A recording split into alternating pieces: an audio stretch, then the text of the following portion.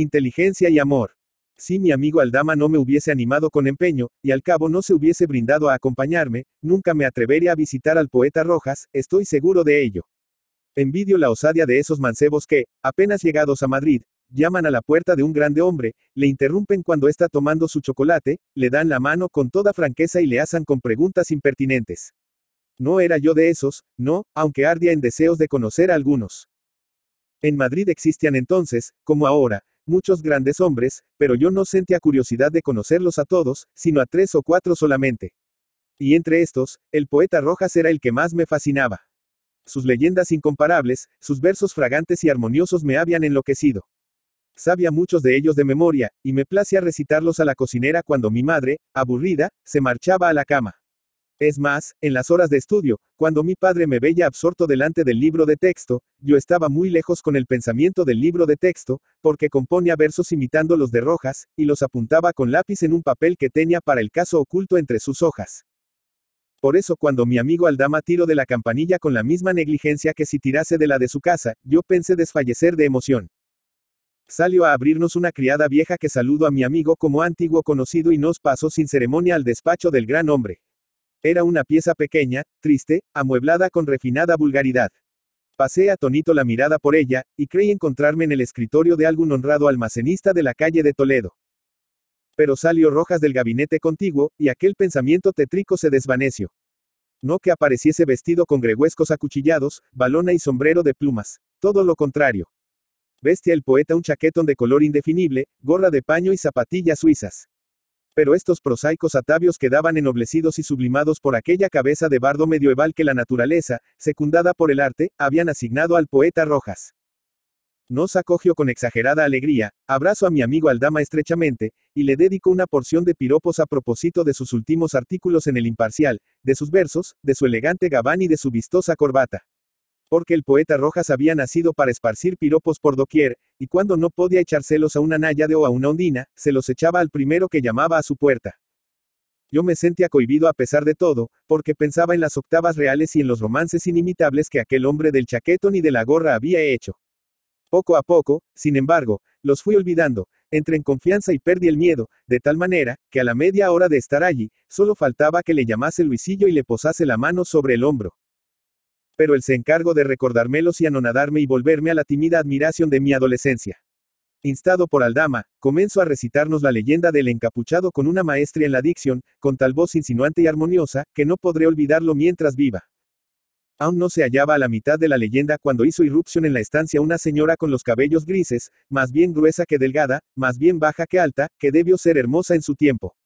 Nos hizo un saludo afectuoso inclinando la cabeza, y, pidiéndonos perdón al mismo tiempo, se encaró con el poeta, diciéndole: La Juanita se acaba de ir. Ha venido a decirme que aquella cocinera de que me ha hablado ya está colocada. ¿Y qué le vamos a hacer, hija? Es una verdadera contrariedad, porque, al parecer, era lo que nos convenía. Yo lo siento por ti. Pues no lo sientas, ya nos arreglaremos sin ella, repuso alegremente Rojas.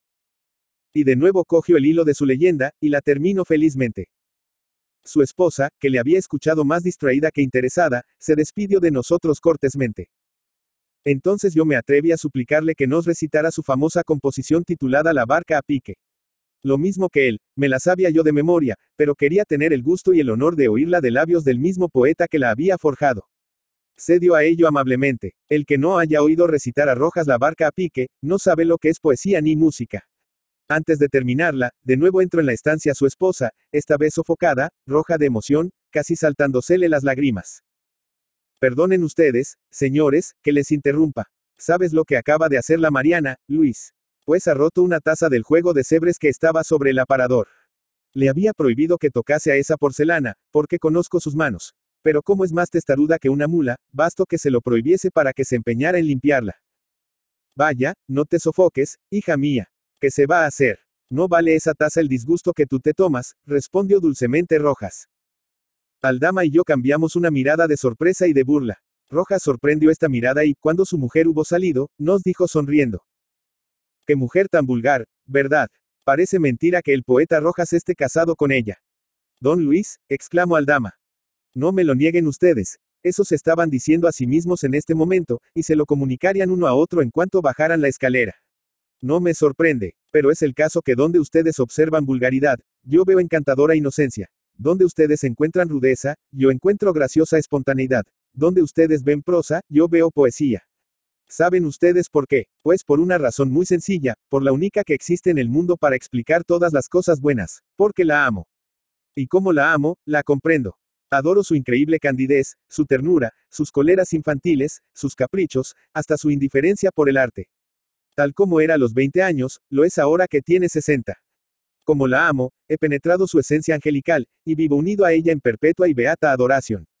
Para comprender cualquier cosa en este mundo, amigos míos, es necesario amarla.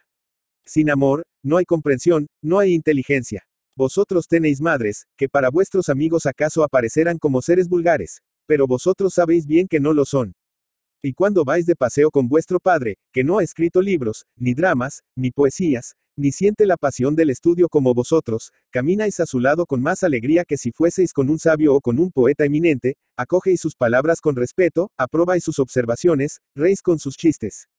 ¿Quiénes son los equivocados, los que juzgan a nuestros padres y a nuestras esposas como seres insignificantes, limitados, indignos de parar la atención en ellos, o nosotros, que los veneramos y admiramos? Indudablemente, ellos. La esencia divina, la bondad y la belleza inmortales se hallan esparcidas por todos los seres humanos, y aquel se acerca más a Dios y participa de su inteligencia soberana, quien se une a sus criaturas con más amor. Nadie puede ahondar en una ciencia sin amarla. Nadie puede descollar en las bellas artes sin ser su apasionado. Para ser devoto, es necesario amar la religión. Cuando yo leía El Camino de Perfección de Santa Teresa, recuerdo que me pareció pueril aquel encargo que hace de no hablar ni oír hablar con desprecio de ninguna cosa que se refiera a la religión. Más tarde comprendí que estaba en lo cierto. No es posible ver el lado oscuro de una cosa y ligarse a ella de corazón. Cuando una mujer empieza a encontrar defectos a su marido, es que ya no le ama. Y, en realidad, ¿tenemos defectos los seres humanos? Me he preguntado muchas veces. Es posible que las criaturas salgan malas de las manos de su creador. El defecto, como la misma palabra indica, no es algo substancial, sino negativo, es un no ser. Nuestro verdadero ser, lo que hay de substancial en nosotros, es siempre bueno. Por eso, repito, el que ama a otro, es quien sabe lo que este otro es, quien penetra su esencia. O lo que es igual, el amor no quita el juicio como el vulgo supone, sino que lo da. Pero, sin darme cuenta de ello, añadió riendo y cambiando de tono, les estoy espetando un sermoncito. Menos mal que no es de pasión, sino de resurrección. Vamos otra vez a la barca a pique. Y don Luis de Rojas terminó de recitar su hermosa poesía.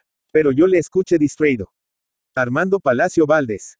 Armando Palacio Valdés, Entralgo, La Viana, Asturias, 4 de octubre de 1853, Madrid, 29 de enero de 1938, fue un escritor y crítico literario español, perteneciente al realismo del siglo XIX.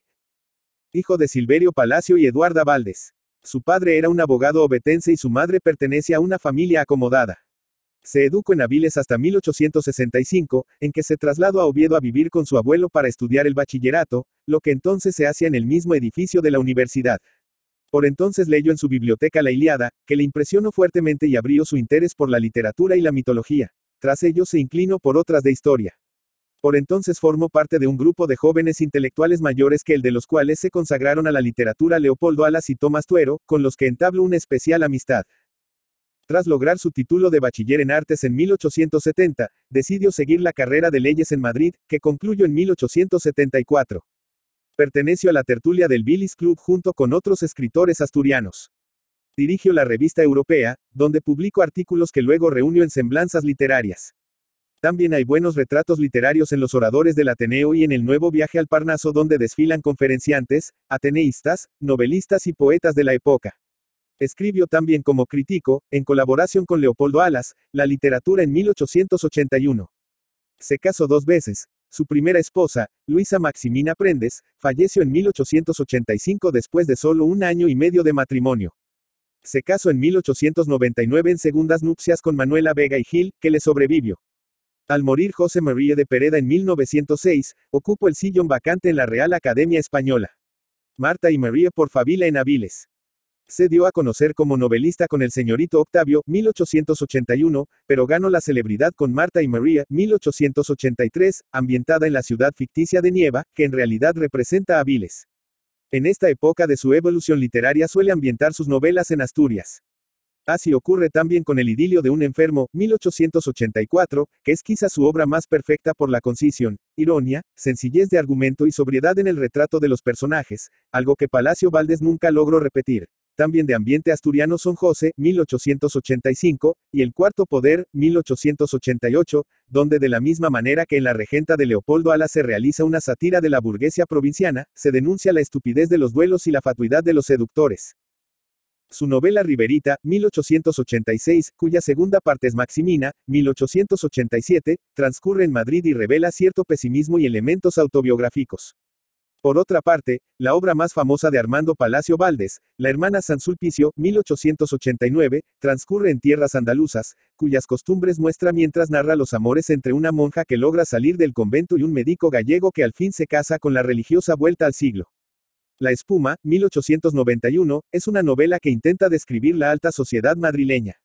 La fe, 1892, como su propio título indica, trata el tema religioso, y en El maestrante, 1893, se acerca a uno de los grandes temas de la novela del realismo, el adulterio, de nuevo en ambiente asturiano.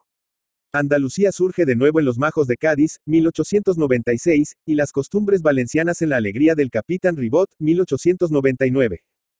Entre todas sus obras, Palacio Valdés prefiere a Tristano el pesimismo, 1906, cuyo protagonista encarna el tipo humano que fracasa por el negativo concepto que tiene de la humanidad.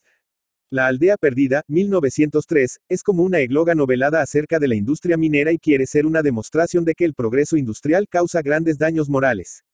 El narrador se distancia demasiado de su tema añorando con una retórica güera y declamatoria una Arcadia perdida y retratando rústicos como heroes homéricos y otorgando nombres de dioses clásicos aldeanos. Es una manera sumamente superficial de tratar la industrialización de Asturias. A Palacio Valdés se le daba mejor la descripción de la ciudad que de la vida rural. Los papeles del Dr. Angelico, 1911, es una recopilación de cuentos, pensamientos filosóficos y relatos inconexos, aunque muy interesantes. En Años de juventud del Dr. Angelico, 1918, cuenta la dispersa historia de un médico, casas de huéspedes, amores con la mujer de un general, etc. Es autobiográfica la novela de un novelista, 1921, pero además se trata de una de sus obras maestras, con episodios donde hace gala de una gran ironía y un formidable sentido del humor. Otras novelas suyas son La hija de Natalia, 1924, Santa Rogelia, 1926, Los Cármenes de Granada, 1927, y Sinfonía Pastoral, 1931. Hizo dos colecciones más de cuentos en El pájaro en la nieve y otros cuentos, 1925, y Cuentos escogidos, 1923. Recogió algunos artículos de prensa breves en Aguas Fuertes, 1884. Sobre la política femenina escribió el ensayo histórico El gobierno de las mujeres, 1931, y sobre la Primera Guerra Mundial en La guerra injusta, donde se declara aliadófilo y se muestra muy cercano a la generación del 98 en su ataque contra el atraso y la injusticia social de la España de principios del siglo XX. En 1929 publicó su Testamento literario, en el que expone numerosos puntos de vista sobre filosofía, estética, sociedad, etc., con recuerdos y anécdotas de la vida literaria en la época que conoció. Durante la Guerra Civil lo encontramos en Madrid pasando frío, hambre, enfermo. Los hermanos Álvarez Quintero lo atendían con los escasos víveres que podían reunir. Palacio Valdés, el amable, el otrora célebre y celebrado, vanidosillo y fecundo escritor, moría en el olvido, sin ayuda, el año 1938. Póstumo es el álbum de un viejo, 1940, que es la segunda parte de la novela de un novelista y que lleva un prólogo del autor a una colección de 50 artículos. Sus obras completas fueron editadas por Aguilar en Madrid en 1935, su epistolario con Clarín en 1941. Armando Palacio Valdés es un gran creador de tipos femeninos y es diestro en la pintura costumbrista. Sabe también bosquejar personajes secundarios. Al contrario que otros autores, concede al humor un papel importante en su obra. Su obra ha sido muy traducida, especialmente al inglés, e igualmente apreciada fuera de España. Es seguramente junto a Vicente Blasco Ibáñez el autor español del siglo XIX más leído en el extranjero. Su estilo es claro y pulcro sin incluir neologismos ni arcaísmos.